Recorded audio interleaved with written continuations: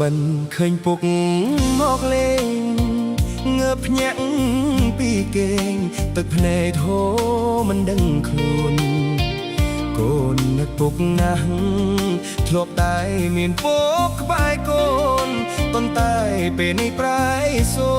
នពុកលាទៅឆ្ងាយហើយនឹកអនុសាពុកតែប្រដៅក្រមលោកដើមស្ទៅភ្លើពុកយកធ្វើជាខ្នើយឲ្យកូនសាំងឡស្មោះសរមិនចាំជាតិក្រោយអ្វីហួពេលអស់ហើយពុកអើយមិនអាចត្រឡប់ពុកនៅទីណាកូននឹកពុកណាចង់មានឱកាសអបអឹងពុកជាលើកចុងក្រោយសម្លឹងរូបថតឃើញពុកមិនតតបកូនឡើយពុកដាក់ចិត្តលាកូនហើយគ្មានថ្ងៃជួបជុំគ្រួសារពុកបារម្ភភិតពីកូនអីធ្វើម្ដេចនេះស័យពងរត់ពុកពីលោកា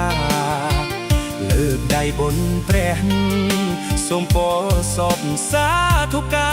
រទុកក្នុងវត្តសង្សារទៅកាន់ឋានសួគ៌លោកី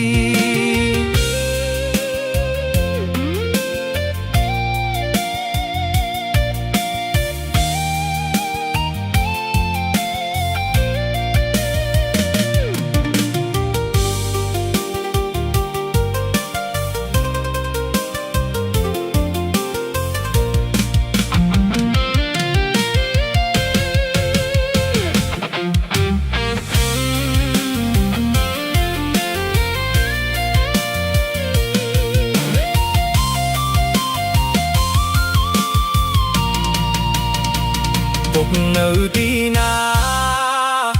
កូននឹកពុកណាចង់មានឱកាសអបអរពុកជាលើកចុងក្រោយសម្លឹងរូបថតឃើញពុកមិនតតបកូនឡើយពុកได้ចិត្តលាកូនហើយគ្មានថ្ងៃជួបជុំគ្រួសារពុកគុំបារម្ភភិតពីកូនអីធ្វើម្ដេចនេះស័យពងរួតពុកពីលោកាលើកដៃបុណ្យព្រះសូមពរសុខសាធុការទុកក្នុងវត្តសង្សារទៅកាន់ឋានសួគ៌លោកី